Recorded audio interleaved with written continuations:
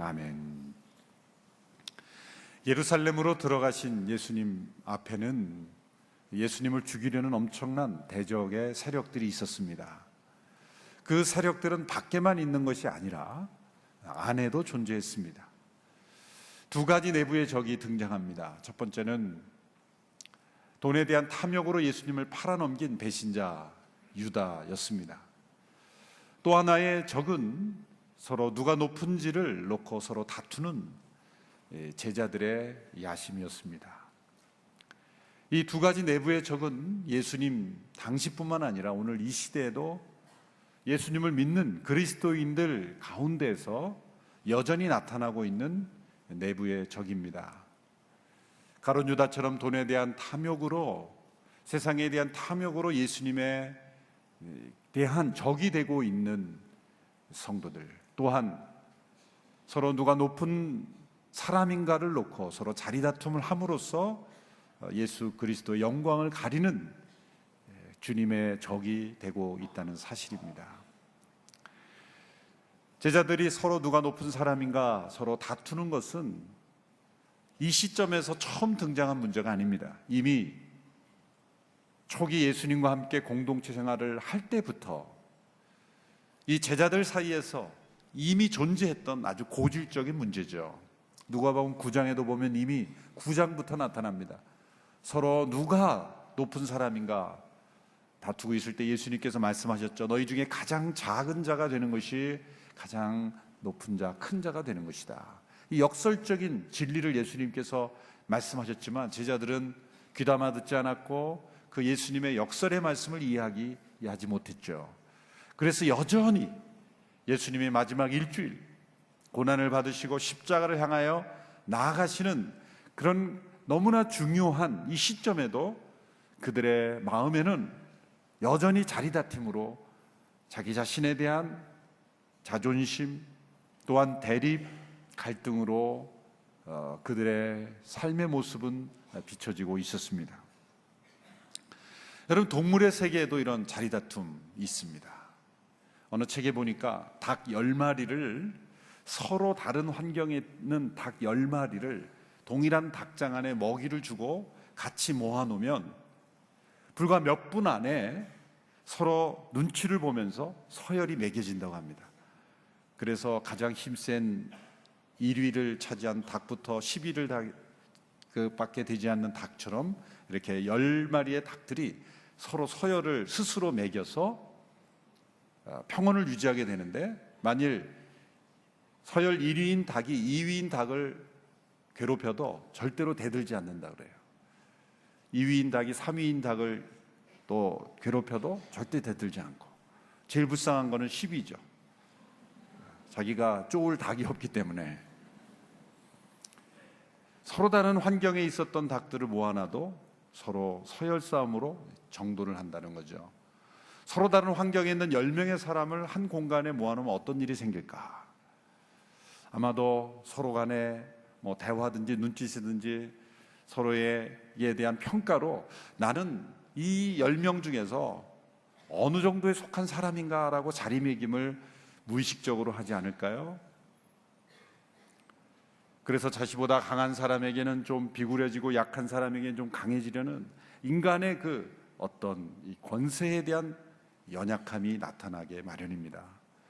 닭은 1위인 닭이 2위인 닭을 쪼아도 대들지 않지만 사람은 대들어요.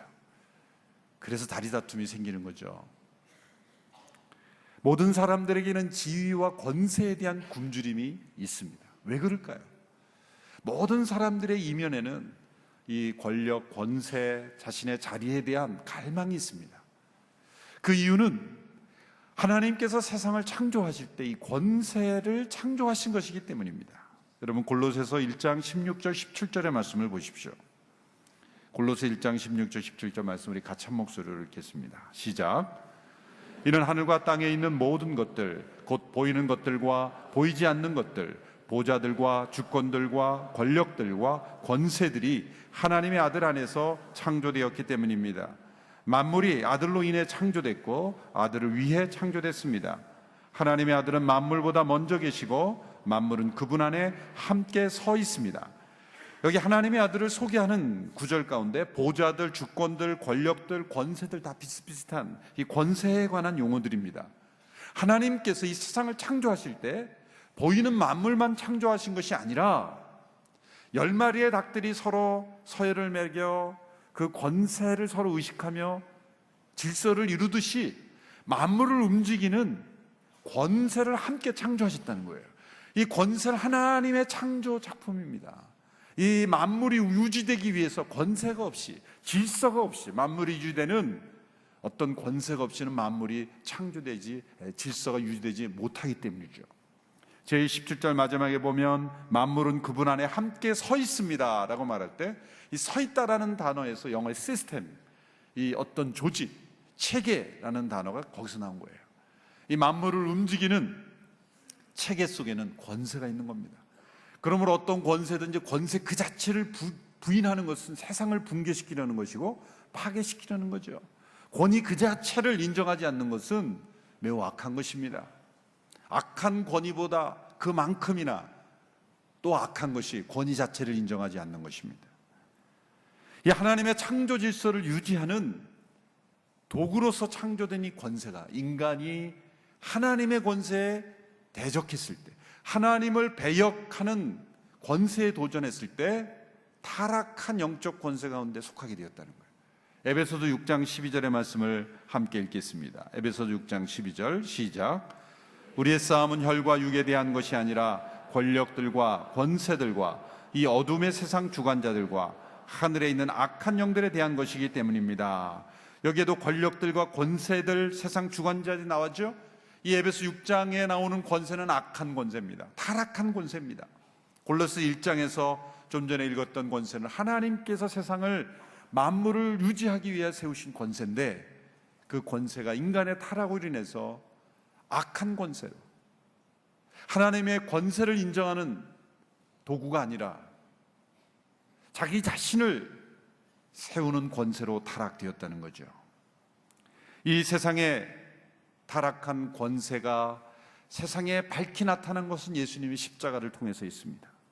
이 세상에서 가장 선하시고 의로우신 분이 세상에 오셨을 때 이 세상에 타락한 악한 권세는 그분을 어떻게 대했습니까? 그분을 십자가에 못 박았습니다.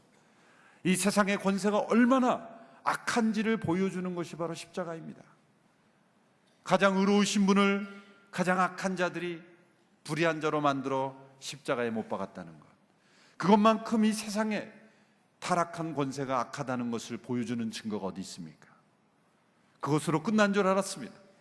세상의 악한 권세가 승리한 줄 알았습니다. 그런데 예수님이 십자가에 죽으셨지만 부활하심으로 이 세상의 타락한 권세를 심판하셨고 이 세상의 타락한 권세를 무력화시키셨다. 그것이 골로새서 2장 15절의 말씀이 나오죠. 같이 한번 읽어보겠습니다. 시작. 또한 십자가로 권력들과 권세들을 무장해제시키시고 그들을 공개적인 구경거리가 되게 하셨습니다. 이 십자가의 사건은 세상의 악한 권세를 무력화시킨, 무장해제시킨 사건이라는 거죠. 이 세상의 어떤 권세도 하나님의 권세를 대적할 수 없다는 것을 보여주신 사건이라는 거죠. 십자가로 승리하셨다. 예수님은 이 세상의 모든 권세를 가지신 분으로 부활하심으로 증명하셨다는 거예요. 예수님께서 이 세상의 타락한 권세에 대한 유혹이 많이 왔죠. 처음에는 마귀를 통해 왔습니다. 예수님이 광야에서 금식하실 때 내가 나에게 절하면 내가 세상의 권세를 주리라. 예수님은 그 권세에 대한 유혹을 물리치셨어요. 사람들을 통해서 왔죠. 왕으로 삼으려는 사람들, 예수님을 높여드리지만 예수님이 자신들의 왕이 되어라, 이 세상의 권세를 가지고 자신들을 다스려 달라고 유혹하는 그 백성들의 유혹 앞에 예수님은 단호하게 거절하셨습니다. 그리고 예수님이 의지하신 것은 오직 하나님의 권세였습니다. 예수님이 가시는 데마다, 말씀하실 때마다, 기적을 행하실 때마다 사람들에게 나오는 질문은 무엇이었습니까? 특별히 권세자들에게서 나타나는 질문은 이가 누구에게 이런 권세를 행하느냐? 예수님의 권세에 대한 의구심이 많이 일어났다는 거예요. 그러나 예수님의 권세는 세상의 권세가 아니었습니다. 하나님의 권세였습니다. 예수님은 지극히 높으신 이의 아들이셨습니다. 예수님은 세상의 권세를 의지하지 아니고 하나님의 권세를 의지했어요. 예수님은 이 자신의 권세에 대해 세 가지 중요한 원칙, 원리를 복음서 전체에서 강조하셨어요. 첫 번째, 예수님은 자신의 권세는 자신의 것이 아니라 하나님의 것이고 하나님의 권세라는 걸 강조하셨죠. 나는 내 뜻대로 행하는 것이 없다. 말 한마디도 예수님은 자신의 권세에 의지하지 않고 세상의 권세, 하나님의 권세를 의지하셨다는 거예요. 예수님은 자신을 가리켜 권세의 청지기로 자신을 말씀하셨어요. 권위의 청지기. 저는 진정한 리더십은 권위의 청지기, 권세의 청지기라고 생각합니다. 어떤 위치든지 간에, 어떤 자리든지 간에 그 권세는 하나님의 권세입니다. 하나님의 권위입니다. 나의 권위, 나의 권세가 아니라 하나님의 권위이기 때문에 어떤 자리에 있든지 우리는 권위의 청지기가 되어야 되는 거예요. 시간의 청지기, 물질의 청지기, 우리 몸의 청지기, 그리고 권위의 청지기. 이것이 나의 권세가 아니라 하나님의 권위, 하나님의 권세라는 것, 그 청지기 의식이 예수님께는 있었어요. 두 번째는 예수님의 그 권세는 결코 자신에게로 영광이 돌려지지 않도록 하셨다는 거예요. 영광을 받아 마땅한 그분인데 예수님은 자신의 권세를 행함으로 자신에게 영광이 돌아오지 않고 온전히 권세의 주인이신 하나님께로 그 영광이 돌려지도록 하셨다는 거예요. 셋째로 예수님은 그 권세를 통해 섬기는 데 권세를 사용하셨다는 거예요. 세상에 권세 있는 자는 많으나 영향력 있는 자가 적은 것은 그 권세를 가지고 섬기는 자가 적기 때문입니다. 예수님은 돈으로 사람들을 움직인 것도 아니요, 그리고 무력으로 움직인 것도 아닙니다. 예수님은 진리만을 말씀하셨을 뿐이고, 그리고 그 권세를 통해 섬기셨을 뿐이에요. 예수님은 정말 큰 자셨어요. 큰 분이기 때문에 섬기셨습니다. 여러분, 작은 사람은 못 섬깁니다. 작은 사람은 언제나 질투하고 두려워하고 다른 사람을 끌어내리려 하고 다른 사람들을 질시하고 다른 사람의 권위도 인정하지 않고 작은 자예요. 그러나 큰 사람은 예수님처럼 자신의 권세를 가지고 섬기는 사람입니다. 여러분, 예수님의 섬김은 십자가에서 끝났습니다. 세상의 권세 앞에 타협하지 않고 세상의 권세의 악함을 도전하셨기 때문이죠. 예수님은 이 세상의 타락한 권세자들도 섬기셨어요. 어떻게 섬기셨습니까?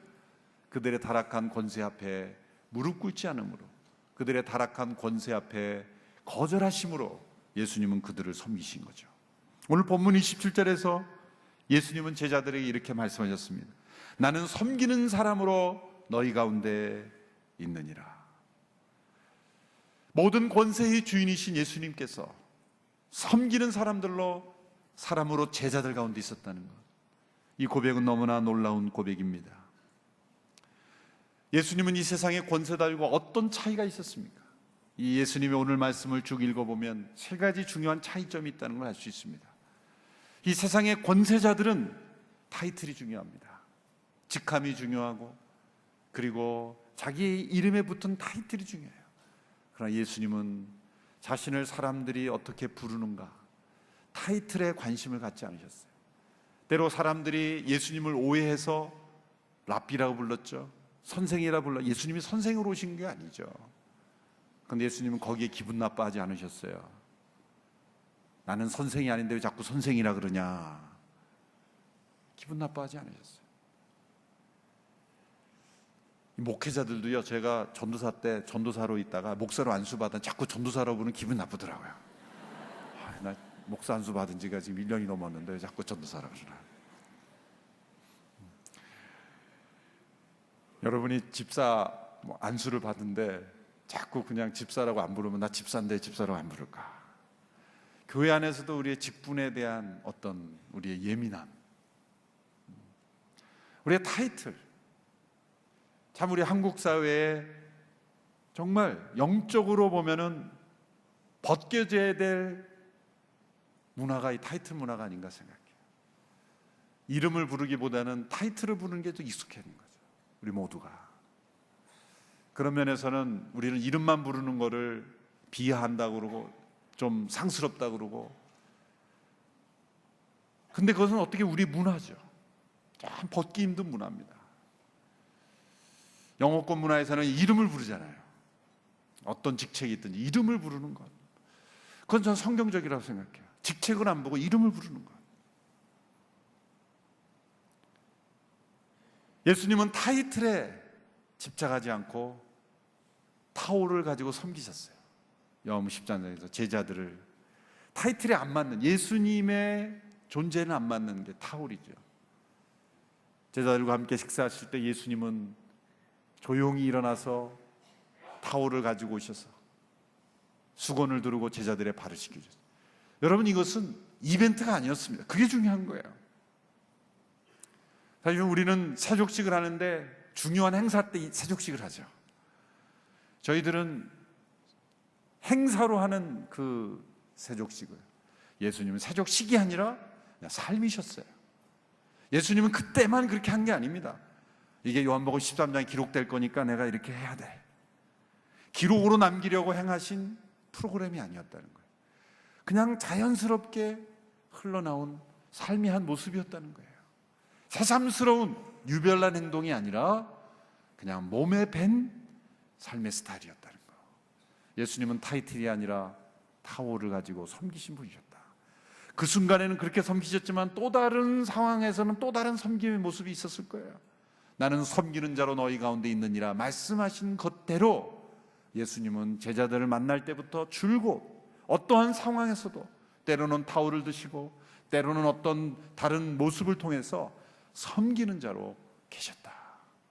여러분, 우리가 어떤 타이틀인지를 잊어버리고 우리가 때로는 타올을 들고 때로는 다른 어떤 모습으로 섬기는 자로 서로 가운데 있는 그리스도인들이 되기를 원합니다. 두 번째, 예수님은 파워를 가지고 행사하지 아니하시고 패션, 고통과 시련을 당하시는 분으로 계셨죠. 예수님이 오늘 25절의 말씀 보십시오. 예수께서 그들에게 말씀하셨습니다. 이방 사람의 왕들은 백성을 다스리며 권세를 부리는 자들을 자칭 백성들의 은인이라고 한다. 28절에 이렇게 말합니다. 너희는 내가 시련을 겪는 동안 나와 함께한 사람들이다. 세상의 권세자들이 고난을 자청하는 사람은 없습니다. 어떠한 고난을 또 자청하더라도 정치적 목적이 없이 그렇게 하지 않습니다. 그러나 예수님은 백성들 위해서 백성들 위해 군림하지 않고 그들과 함께 고난받으시고 그들을 대신하여 고난받으셨다는 것. 파워가 아닌 패션, 고난으로 그들을 섬기셨다는 거예요. 세 번째로, 세상의 권세자들은 25절의 말씀 아주 흥미로운 단어가 나오죠. 그들은 스스로 은인이라고 자처하기를 좋아했다. 은인이라고 자칭했다. 이것은 역사적인 배경이 있죠. 프톨레미 왕조라는 그 시대에, 왕조 시대에 자기를 은인이라고 불러주기를 좋아했던 왕이 있었다 그래요. 그때로부터 이 로마 제국의 통치자들과 왕들은 백성들이 자신을 은인이라고 생각하는 것을 강요하고 그렇게 만들었다는 거예요. 왜 그런 일이 생길까요? 그 왕은 모든 것을 가지고 있어요. 절대 권력을 가지고 있어요.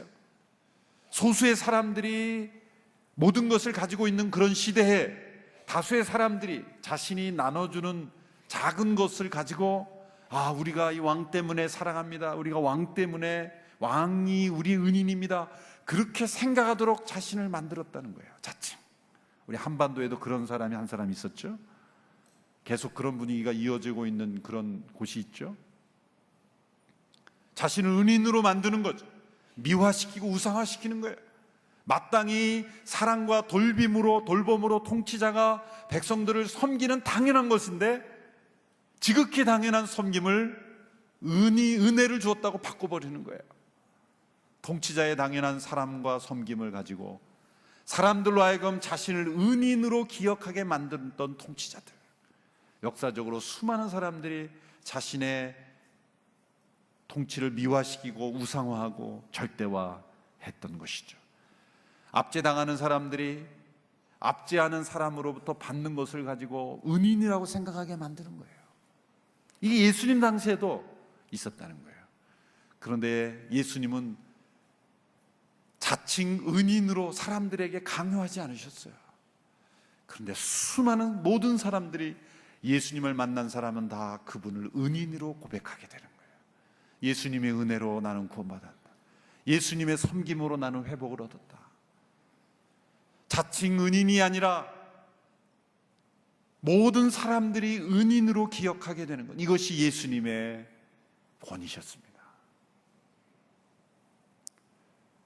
내가 주변 사람들에게 은혜를 베풀었다 자랑하는 것이 아니라 그분이 떠난 이후에 모든 사람들이 나는 그분으로부터 이런 은혜를 받았다라고 고백하게 되는 것, 이것이 진정한 섬김이요, 진정한 지도자요, 진정한 권세의 목적인 것입니다. 오늘 예수님께서 결론적으로 26절에서 우리에게 이런 교훈을 주십니다. 26절의 말씀 우리 같이 한번 읽어볼까요? 시작. 그러나 너희가 그래서는 안 된다. 오히려 너희 중 가장 큰 사람은 가장 어린 사람과 같이 되어야 하고 다스리는 사람은 섬기는 사람과 같이 되어야 한다. 가장 큰 사람은 가장 어린 사람과 같이 되어야 한다. 이런 어떤 의미의 말씀일까요? 누가복음 9장에서 동일한 맥락의 하나님 나라의 큰 자는 어린아이와 같은 자다라고 말씀하셨어요.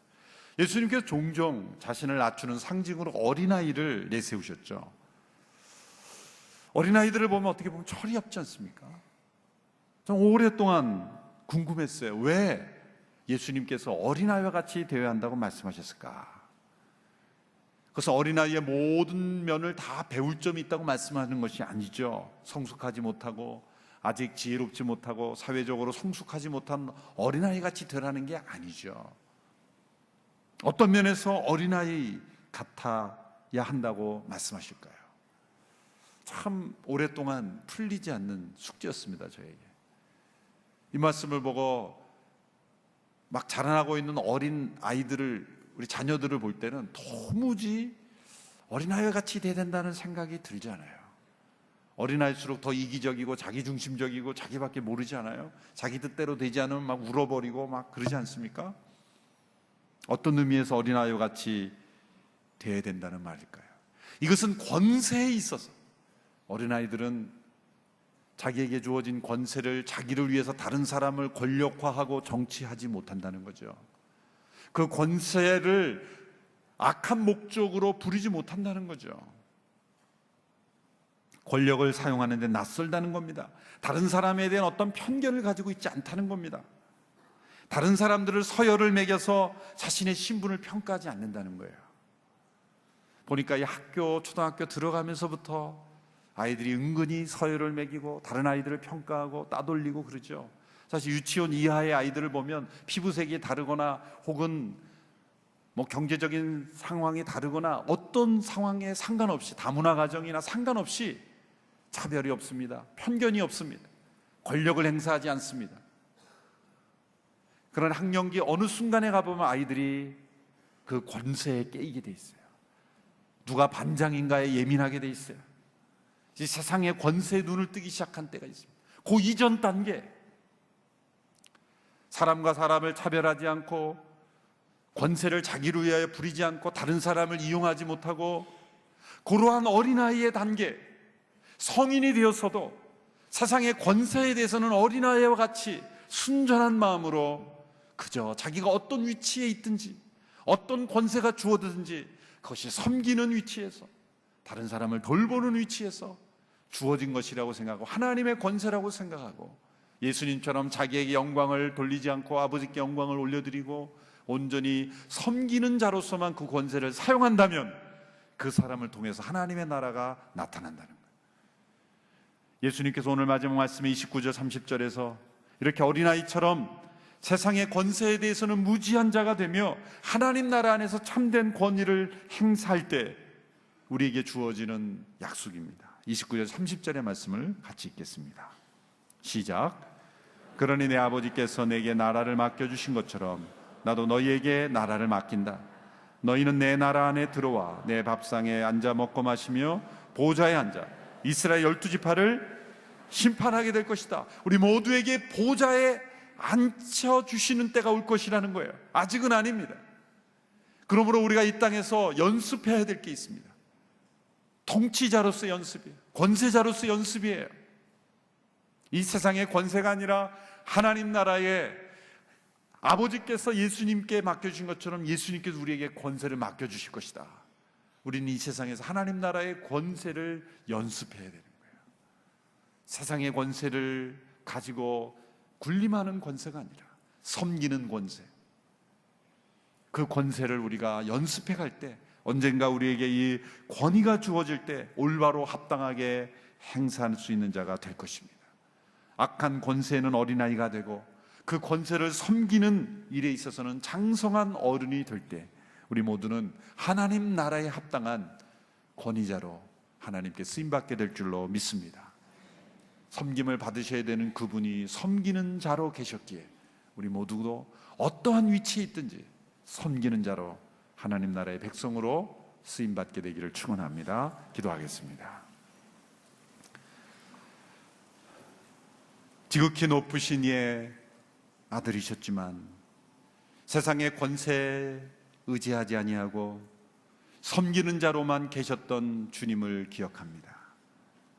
그러나 우리는 우리 자신의 권세가 무엇인지 늘 예민하고 나의 권세를 세우려고 노력하고 늘 자리에 예민하고 늘 자리로 인하여 다툼, 이 역사 속에 문제를 우리의 삶 속에서도 날마다 경험하고 있습니다. 주님, 이 세상의 권세 앞에 휩쓸려가는 저희들 되지 않게 하여 주옵소서. 우리 안에 숨어있는 이 권세욕이 하나님 나라의 질서 앞에 내려지게 하여 주시옵시고 섬기는 자로 계셨던 주님처럼 우리가 어떠한 위치에 있든지 간에 섬기는 자로서만 존재하게 하여 주옵소서.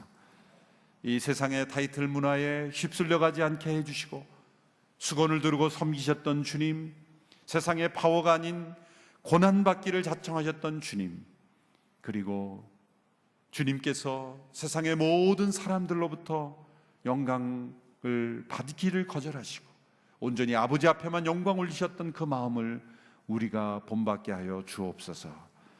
이 세상에 계속되는 권력과 자리다툼에 우리가 휩쓸리지 않게 하여 주시옵시고 하나님께서 우리에게 맡기시는 권세에 합당한 종들로 온전히 준비되는 우리 모두가 되게 하여 주옵소서. 예수님의 이름으로 기도하옵나이다. 아멘. 다 같이 자리에 일어나셔서 함께